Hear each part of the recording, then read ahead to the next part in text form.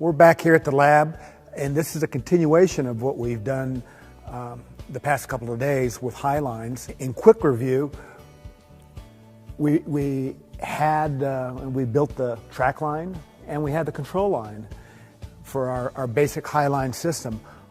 Now what we've added to it is a third component, which is a Reeve line. This is going to allow us to go down from the Carriage system that we'll go look at here in a minute.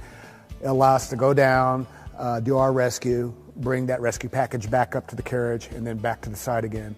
This would be something that might be used in much deeper scenarios, like in canyons or deep cracks, slot canyons, that sort of thing. What do we have here? Well, it's a 3-to-1. So you can see the Z-rig. We're going through a pulley, just a standard progress capture, pressure minding pulley. The 3-to-1 is now pulling on a 2-to-1.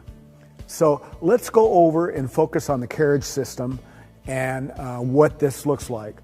This particular Reeve system is a Norwegian Reeve, and I'll talk a little bit more. So let's go over here and focus on the Carriage.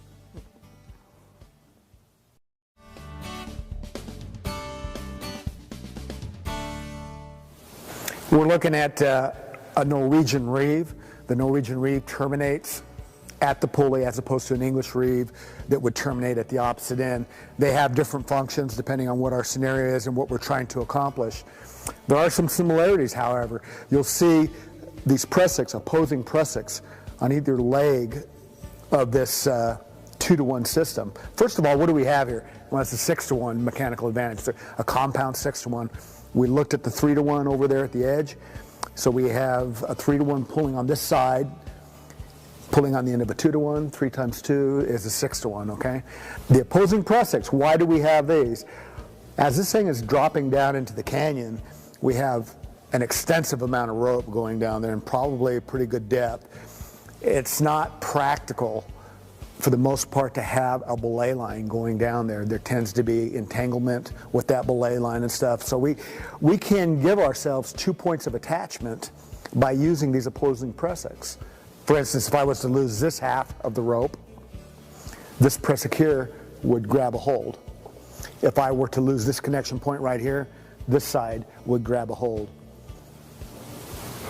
It requires the attendant to do some managing of these pressings as this attendant would be going out over the edge. As we're going out this direction over here, he's going to be managing this pressing. So if we're traveling, just going across the canyon before we reeve down, he's going to be tending this pressing right here. And he can quickly tell which one is wanting to lock up on these two. They, depending on if you're going up or down, they have different feels to them. So if I'm traveling that direction, I'll have to tend this. This will tend itself on the pressing minding pulley.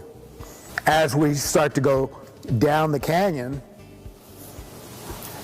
this pressing will lock up here if we don't tend it.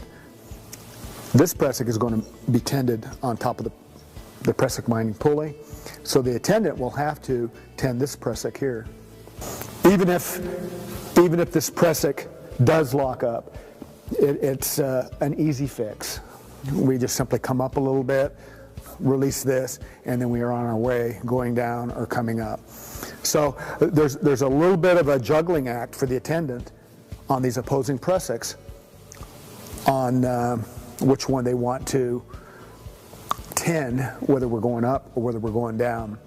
It's easy to feel which one is starting to lock off on you, and you get a knack for it when you're over the edge. Another thing to notice here on the rigging of these pressings, not only in this applications, but there's a lot of other applications. When you have a pressing that is, or a rope or a knot that is in some form of a bypass position, notice how this is on the smooth side of this screw link, and this one is on the smooth side of this delta right here, as opposed to being on the screw gate side. You can see where it would lock up on the screw gate side. So this is just paying attention to some detail on the rigging. These guys that put this together did a really good job on this, putting it on the smooth side. So now if it's free to move around here. And the other thing that works really, really nice with this, and I love these things, I use them whenever I can, as opposed to a conventional press-it that's just a loop, which might want to wrap around this screw link or something. Get these bound loop press-its. I mean, this is manufactured by Sterling. These are stitch press-its. They're very, very strong. They're factory designed. But what I like about them is they stay really nice and snug on the item that you're putting them on. This is a nice little component to rigging, and we've talked about this many, many times, but it holds true in these big grandiose things. Paying attention to these little bitty details like this is critical. If you can do it right from the beginning, then everything else tends to be right. If you become sloppy on any of the rigging, then before you know it, you have a big package of a lot of sloppy stuff, and it can get away from you and you can lose control of it. And things tend to go unnoticed when you have a lot of slop going on. So pay attention to the little details, the small things, tying the knots. All these knots were done very well. You know, they're recognizable to the team. People will say, well, why do we have to do these high lines?